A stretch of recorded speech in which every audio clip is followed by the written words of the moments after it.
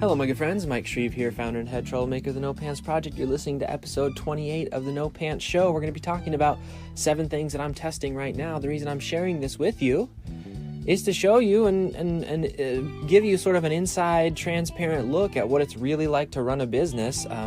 You're constantly looking at new things. You're constantly testing new things. You're being flexible. You keep an open mind to constantly looking for what's that thing that can give me a little bit more, a little bit, I can get things done faster, or I can have more free time, or I can feel a little bit better about myself, or I can have some more peace, or we can increase our revenue just a little bit.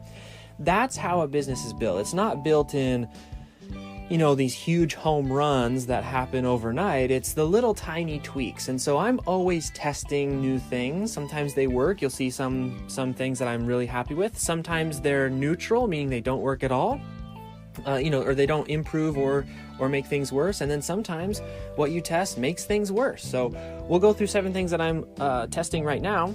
Number 1 is increase the ask. So it's a concept that I'm kind of working on and playing with at the moment. I was journaling probably 2-3 weeks ago and had this thought when I think on paper, right? So you journal so that you can think on paper, and it forms a different experience on when you have to think enough to write it down and then to be able to objectively see what you write on paper. Anyway, so I'm doing my journaling, and I had this sort of idea pop into my head, this moment of, oh my gosh, and it was, I ask certain things from certain people, whether it's asking for a fee from a client, or whether it's asking for help from an individual, or whether it's asking for somebody to even stop doing certain things that may be detrimental or hurtful or anything like that. I make those asks based off of a bunch of assumptions, many of the assumptions I'm not even consciously thinking about. So in other words, I ask for certain rates from clients based off of a bunch of assumptions or a bunch of multiple different data points. For example, what I've asked for in the past, or what I think they can afford, or what I think this is worth, or et cetera, and et cetera. And I realized that a lot of those data points are somewhat arbitrary. So for example, just because I asked 6 months ago for a certain price to a different person, that doesn't actually have any bearing on what I can ask for today.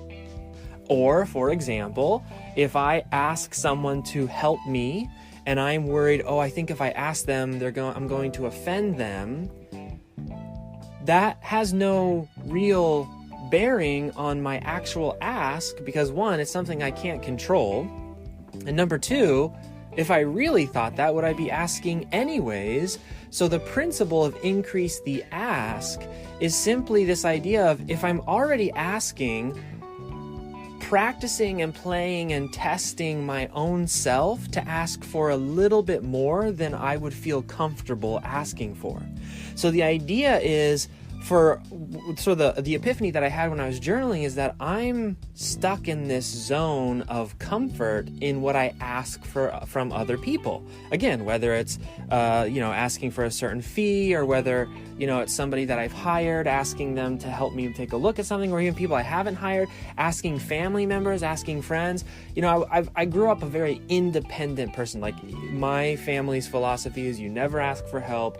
You never, it's weakness to rely on other people. And as I'm growing in maturity and in my own business experiences, I'm learning that, the really, really successful people are really just good at asking for help, asking for more information, asking for the money, asking for the commitment, and so the concept that I'm testing right now is called increase the ask. So I ask for more, whatever it is. So ask for more money, ask for more help, or I'm asking for better. So instead of, maybe I'm hiring someone, or maybe here's a better example. Have a relationship with someone and they show up and they're distracted. So I ask not just to show up, but can you show up undistracted next time, right? And then the third element of increase the ask is that I'm working on asking people I'm afraid to ask. So, for example, this morning at the time of this podcast recording, I had a half an hour call with one of my personal heroes. And the call itself was an ask, and then the conversation was an ask. Like, in the conversation, I asked this person to help me, and I didn't die. Like, it all went fine. The person seemed really cool about what we're going to be doing together. And then just now that I'm thinking about it, it's already starting to become a habit. About 20, 30 minutes ago, I just got off the call with another one of my heroes, actually one of my mentors who I'm currently working with at the moment as a mentor, and asked her something that I would not have normally asked her, because in my mind, she's so much higher and better than I am at what I want to do. And so there's this concept of increase the ask. It's asking for more, or asking for better, or asking people I'm afraid to ask. And I've been testing it now for probably about 2.5, 3 weeks. Love it.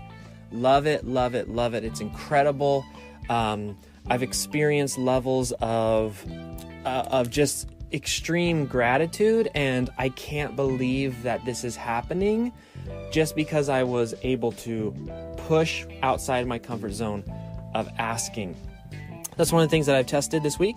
Number 2, a more tactical thing that we're testing is content expansion and retargeting. So basically what we're doing is I'm taking the daily emails, taking these podcasts that I'm creating, and instead of just constantly churning out new content, I'm doing a much better job of taking the stuff I'm already creating, which is the daily email and the podcast, and chunking it up and taking that one thing and turning it into 15 different things. So now the podcast is going to come out in the hour-long version, or 45 minutes or 30 minutes. But then we're also going to have podcast highlights. So there's going to be little 1 minute, 2 minute, 3 minute clips of the podcast. Then we're also going to have podcast summaries, which is to say the full hour-long thing is going to be cut down to 8 minutes or 9 minutes. Plus, from the podcast, we're going to be creating quote images and which is to say things that I might say that, somebody thinks might sound smart or whatever, or that might be helpful to someone. We're going to turn into a little quote card. And all we're doing with all of this, and then with the daily emails, I'm not taking the daily emails and just putting them out on social media. I'm actually taking the daily emails and condensing them to sort of a shorter version, maybe pulling a quote, turning it into a quote card, something like that.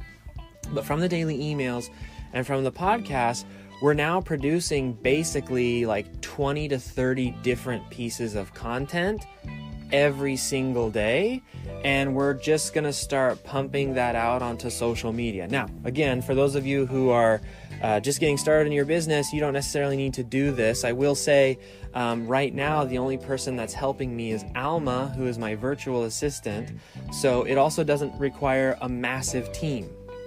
Okay, it just requires somebody who's good, like Alma's really good with taking audio and turning it into, like, she'll listen to it and she knows what pieces to turn into little snippets, and she knows how to use Canva, so we use Canva for the background images and to create quotes and things like this. So it doesn't require, a 50-person team, but my virtual assistant, between myself and her, we are creating like 15, 20, 30 pieces of content now every single day. And then we're just using Buffer to shoot them out to LinkedIn, Twitter, and Facebook. So we've been testing this for about a week and a half.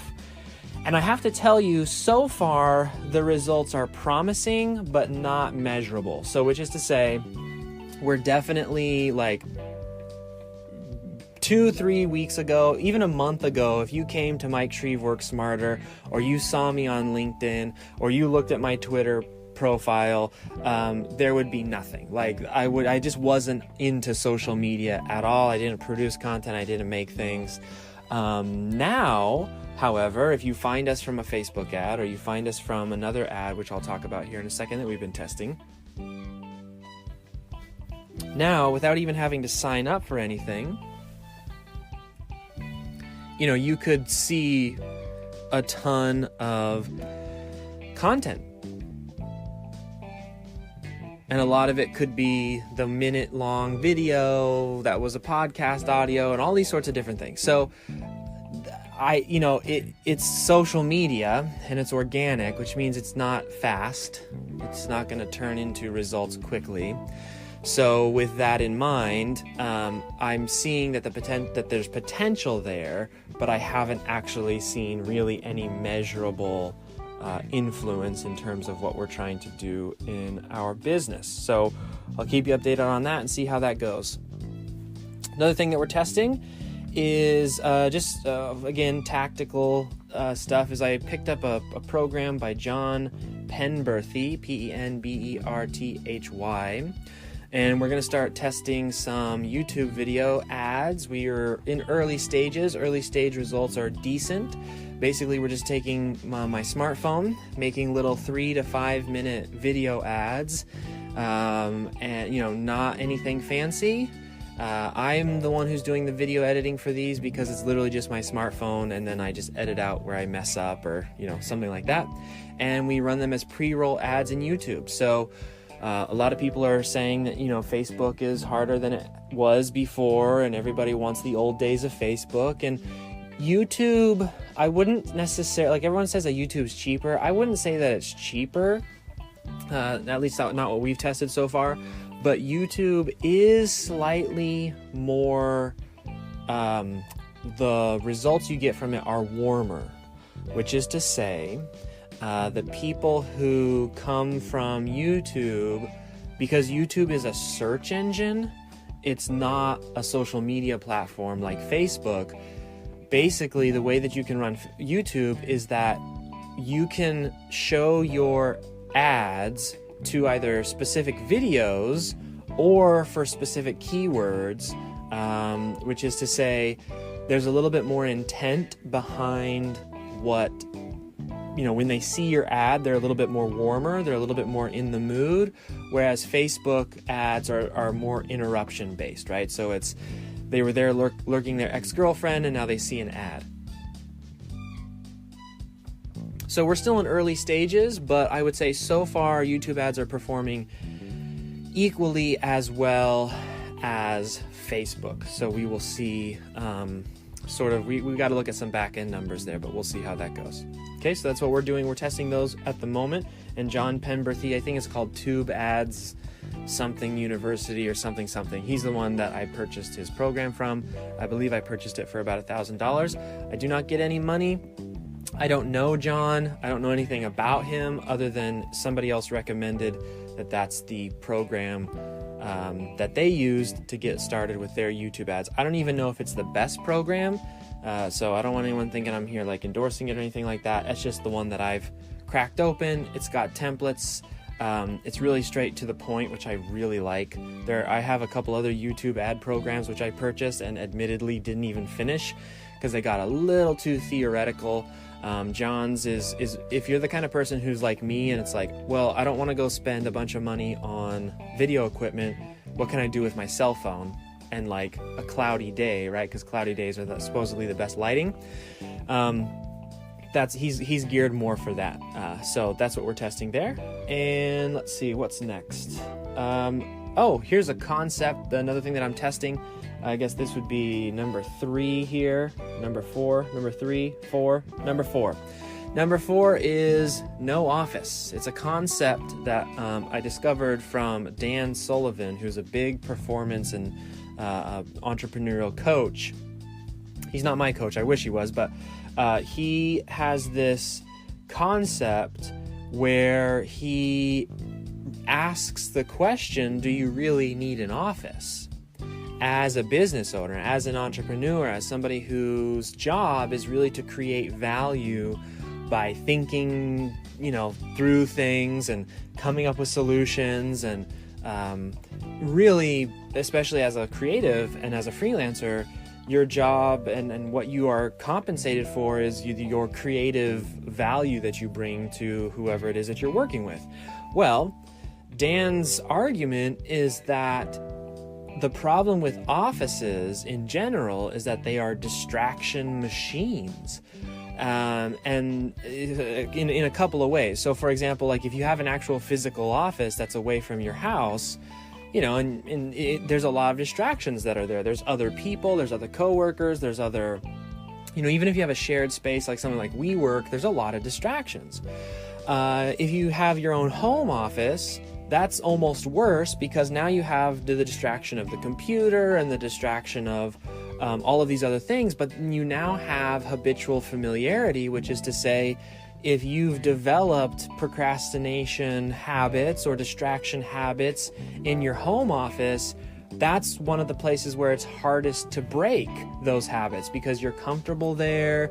There's other habits associated with living in that space that you may or may not be coming up against, and et cetera, and et cetera. So his concept is, when you need to do your most important work, try not having the same, don't go to the same place.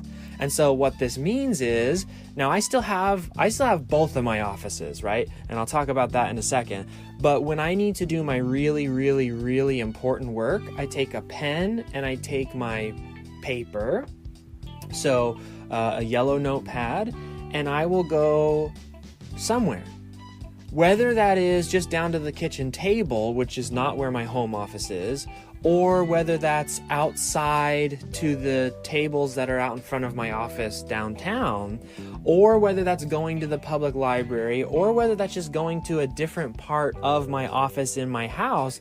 The idea is that when you change location and change position and put yourself in a new situation, and with an intentional focus for why you're making that physical location change, you can actually have more focus, and you can have different thoughts, because your physical environment, especially if you're like in a home office, I'm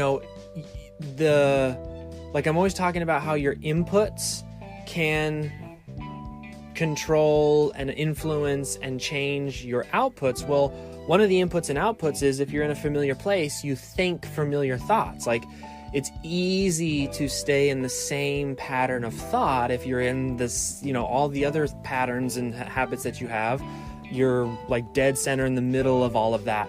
Whereas breaking that cycle apart, or breaking it into little pieces, or going somewhere new, or experiencing new things, can actually trigger new thought patterns. That's the argument that Dan makes. Well, I've been trying this now for probably about 2-3 weeks as well. And I will have to say, this has been an absolute game changer for me personally, in that I've had some mental breakthroughs in certain areas of my business, which I've been trying to break through 6 months to a year. And it was just because I got off the computer, I got out of my normal chair, I got out of my normal situation, I got out of all these different things, and I went somewhere completely new to really just have these deep work sessions with my pen and my paper. So minimize distractions, went somewhere new, and the connections I was making in my brain were amazing. Now, there's a couple of things. I still have my old physical, I still have the physical office in downtown, and I still have my personal office here at home.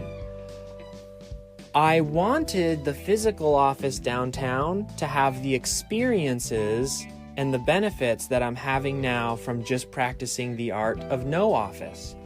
So what's very likely, and you guys have probably noticed, I got that other office so that I could do lives and we could have the team together and all these sorts of things. Well, the team ended up just wanting to work from home anyway, so they're all working from home. And the hires I was going to make, I ended up just not making them anyways, because I decided not to go that route in the business. So most of my teams for the No Pants Project is international anyways. Canada, US, Philippines, everywhere. We got people everywhere on this team. So the physical office has really kind of lost its meaning. And it's not a terribly expensive office, but I think my experience from practicing the art of no office is that I'm actually probably going to not renew my lease when it's up in 2 months.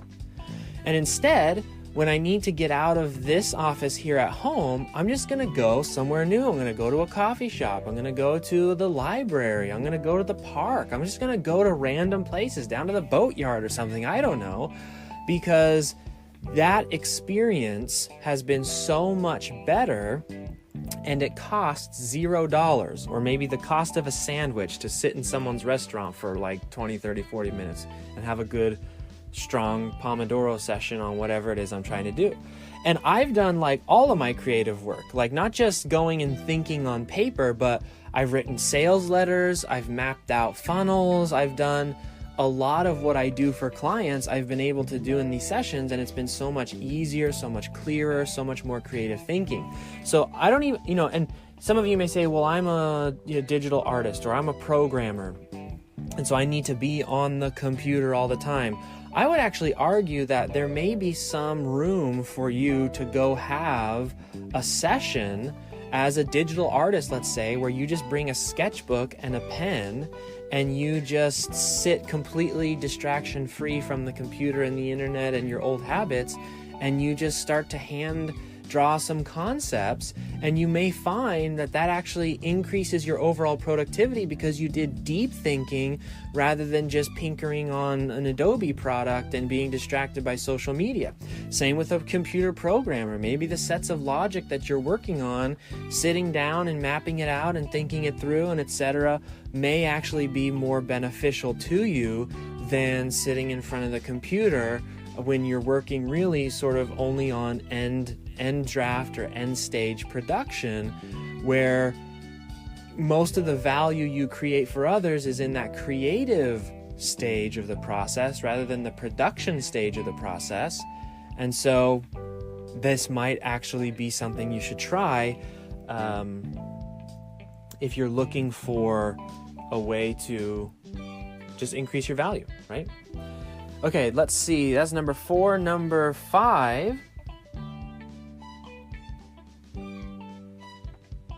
So I've been trying the Blinkist app. Been experimenting with that for about a month as well. Blinkist app is paid. It's not free. It's paid. And what they do is they take books, common nonfiction books, and they summarize them into these little things called blinks. So they take the core concepts of the books and they summarize them down into blinks, and the blinks are about 1.5 minutes to 2 minutes. Now, I wanted to test the Blinkist app for a couple of reasons. One, I have to make a podcast episode every single day. And you only have so many thoughts and you only have so many concepts. And I wanted the Blinkist app so that I could, 2-3 minutes, maybe 2 or 3 different Blinkist. So 5-10 minutes, I could just sit and listen to a few of these things and have those ideas kind of dislodge some other ideas and help me make connections. For example, yesterday, the podcast started out with the concept of everyone has a blind spot, right? Well, that was one of the blinks that reminded me of a bunch of literature that I had read, a month ago or 2 months ago or something like that, right? So it's not necessarily to get new information, but I wanted it to help me to knock some information loose. And then, I figure if it's popular enough to be in a nonfiction book and Blinkist has covered that idea, then it might be something that people like as well, so that I can make my connections, add my spin on it, produce content, and away we go.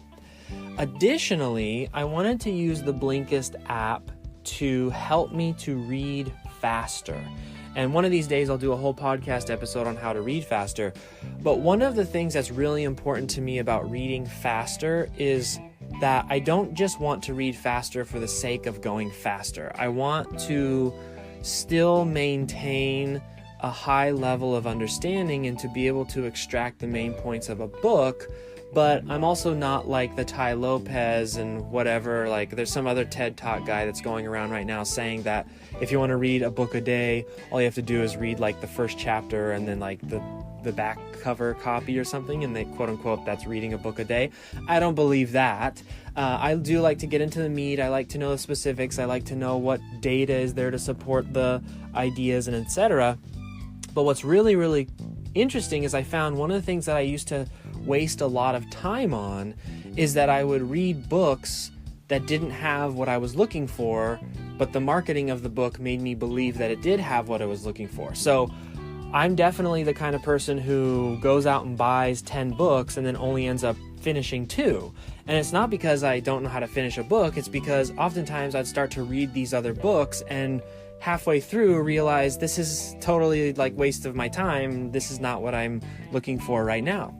So what I'm doing with Blinkist now, and I'm loving, is Blinkist allows me to preview all of the core concepts of the book so that before I even go buy the book, I know what the core concepts of that book are, way better than just like the back jacket copy, way better than some summary online. I actually learn the concepts. Then when I go to read the book, I have the almost outline, core structure, main ideas in my brain, and I've found my comprehension has increased tremendously because instead of reading as a discovery and learning process at the same time, now the book is almost like a long argument, or it's like the data, or it's the confirmation of the core ideas which I've gotten from the Blinkist app. So I'll never get to a point where, I listen to a Blinkist summary and think I've read the book, but it has tremendously cut down on wasted reading time, and it is a really good tool for knocking some ideas loose. Really, it's like a really good tool for starting the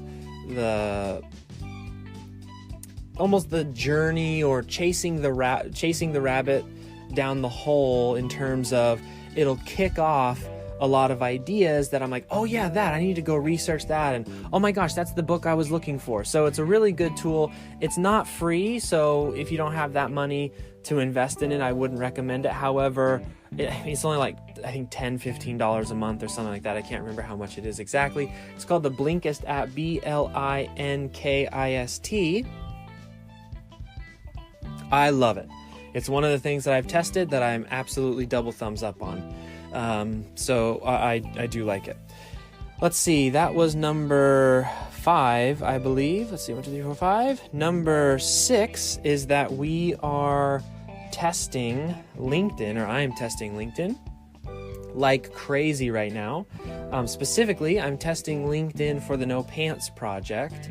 In my freelancing business, I mean, I don't really do much more than the email list, and that's just because I don't have to anymore, right? So once you get to a certain point of promoting your business, referrals make up enough of work as a freelancer that you don't need to be trying every new tactic.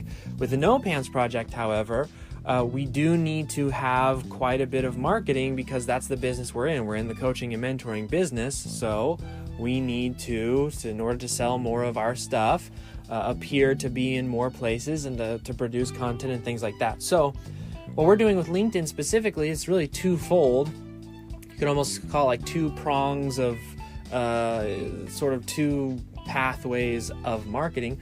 One is I'm just increasing my conversations. So having more conversations, having as many of them as possible, reaching out, connecting with at least 100 people per day, and just having completely outcome-independent conversations. It's just mass networking every single day. I will tell you, it takes a tremendous amount of time. And it is not a fast method, the way that we're doing it. But it works because it's then backed up by a second tier, a second pathway of marketing, which is when we make these connections, and we're increasing connections every single day, trying to add 100 people to our connections list every single day. What we're essentially doing is creating a big audience who will see our LinkedIn posts. So remember how I was talking about content expansion? Well, all that content is going onto LinkedIn and Facebook and Twitter, but what that means is basically every 2 hours or so, I've got a new post happening on LinkedIn because of how much content we're producing. So these people that I'm having conversations with, that I'm connecting with, LinkedIn's organic reach is supposedly really, really good. Now, I have to tell you, we're small enough that I'm not necessarily feeling the effects of that.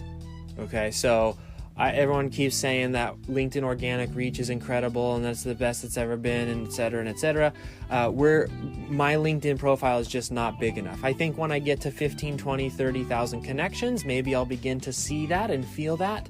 For now, it's small enough that really it's only useful in terms of people I might be having one-on-one conversations with may see something themselves and say, hey, I checked that out. Can you tell me a little bit more about what it is you do, et cetera, et cetera.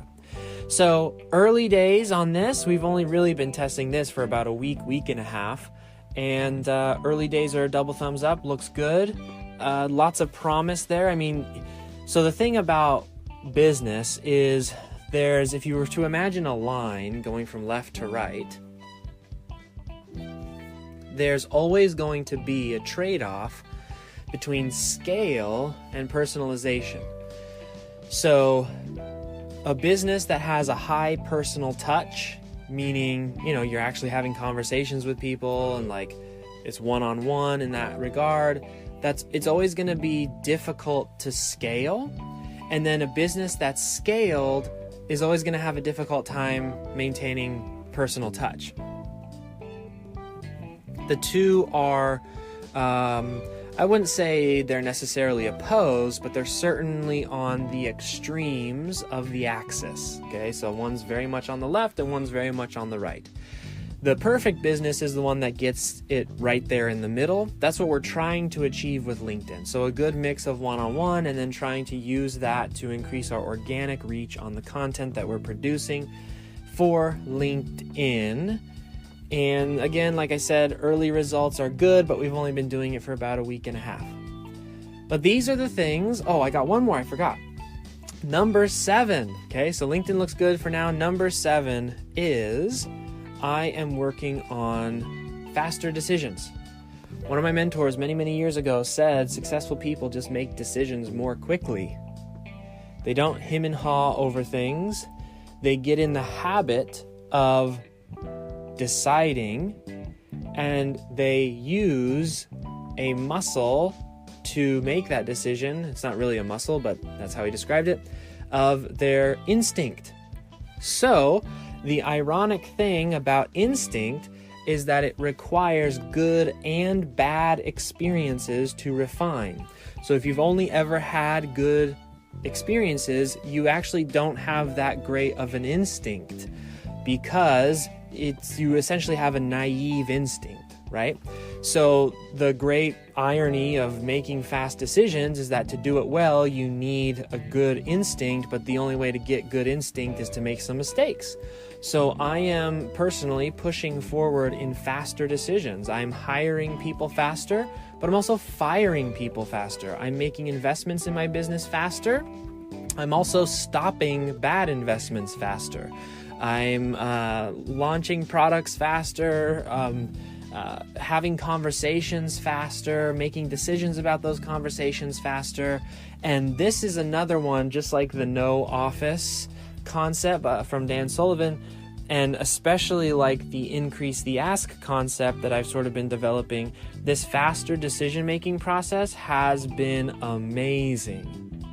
It has shown me how much I slow myself down. And if you really start to sort of think about the decision-making process and how much time and effort we put into trying to predict the future, and then you understand concepts like second-order consequences, or concepts like we were talking about in yesterday's, there's a book called The Pursuit of Happiness by Gilbert is the last name.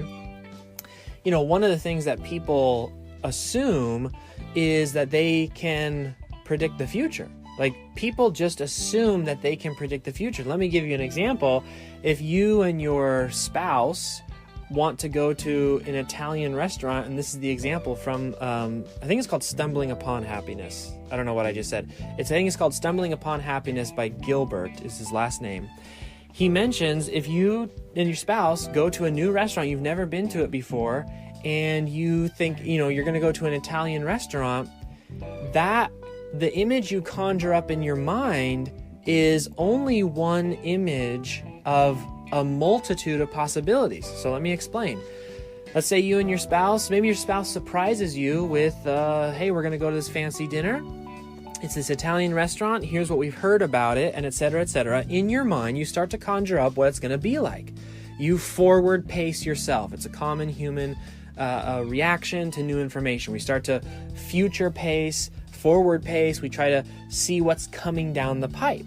Now, the problem is that in your mind, you could be thinking, oh my gosh, they're going to serve pizza. There's going to have like this brick oven over here. This is what the waiter's going to look like. This is how much fun I'm going to have. And you go and you start to build up in your mind this image of what it's going to be like. The problem is that you're just trying to predict the future based off of really very little information, which is we're going to an Italian restaurant. Okay, well, why does that mean that there's going to be a brick fireplace? Why does that mean that the waiter is going to have a fancy mustache? And why does that mean they're going to have pizza? And why does that mean? But two is that you're almost always wrong. And we have a bias that tells us that we'll literally if we predict the restaurant to have 10 key elements, okay, let's say that one of the key elements is a certain color of tablecloth. Another key element that we're kind of predicting and projecting in our mind is that it has the stone fireplace. Another key element is that there's pizza. Another key element is that it smells like this. Another key element is that we're going to have fun. Out of those 10 key elements, you might only get one or two correct, but the bias in your mind tells you that you got them all correct, okay? So you say, oh my gosh, I was right. Well, you were right about 2 things, but you were wrong about 8 things, right? This is how psychics can convince people that they're psychic, when in reality, they're getting 10 things wrong, and then they get 1 thing right, and the person's like, oh my gosh, they're right. So this bias and this concept of trying to predict the future essentially means that your decision-making process is inherently flawed because you can't predict the future, and whatever future you do predict is only one variation of a multitude of potential futures, and even when the results come down, you have a bias that translates or processes what the results are based off your decision.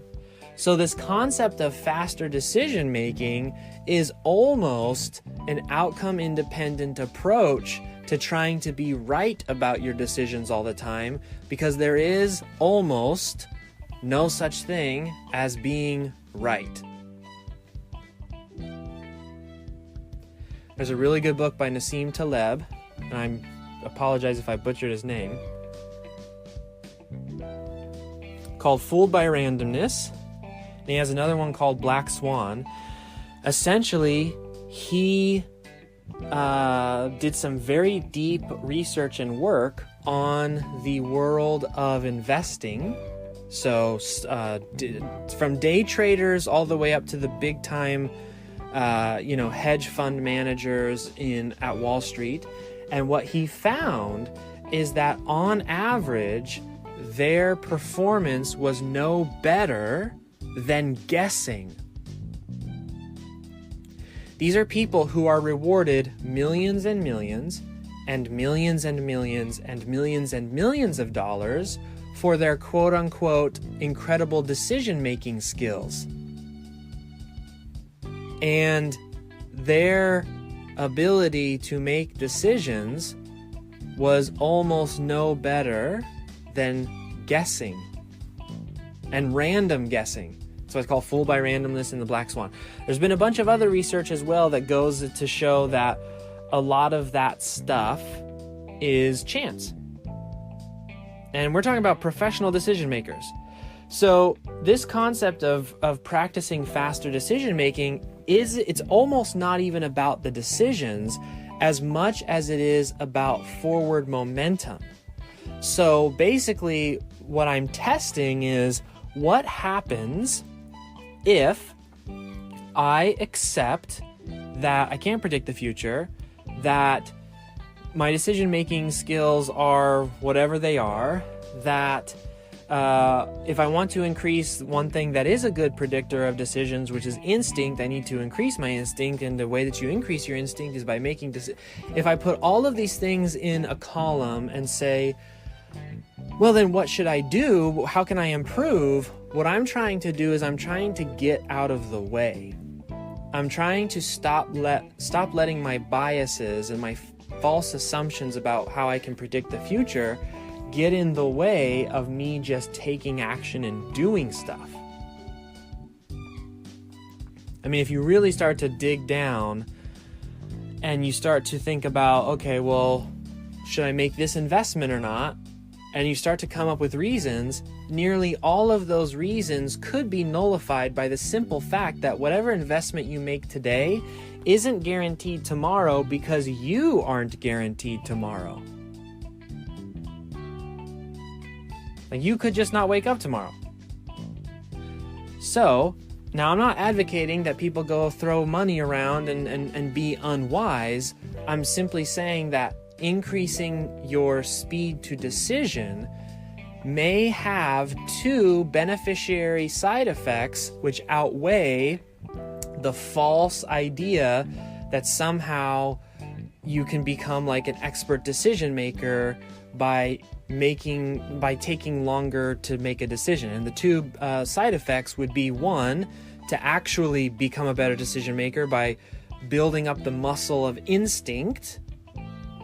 And then number two, the side effect of simply moving forward, just taking action. So that's something I've been testing, and I've been loving every single moment of it. Has it been trying and challenging? Absolutely. But I have loved the speed. Things are happening faster than they really ever have in my, just in a lot of different areas.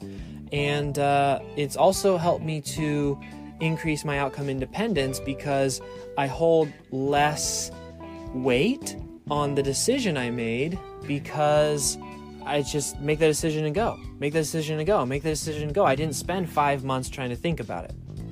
Now, obviously, this is not necessarily applicable outside of business, right?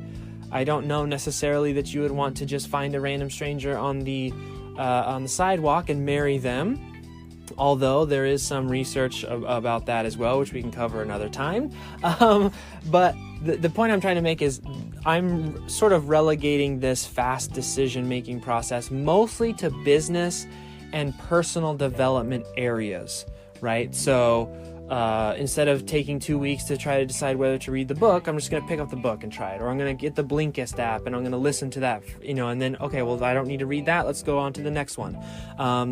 Should I hire this person? I don't know. Should I do this? I don't know. Should I launch this? I don't know. I'm not doing that anymore. I'm just going to hire them or fire them or launch the darn thing. Okay. So that's where I'm using it, and it's been absolutely tremendous and incredible for my particular business.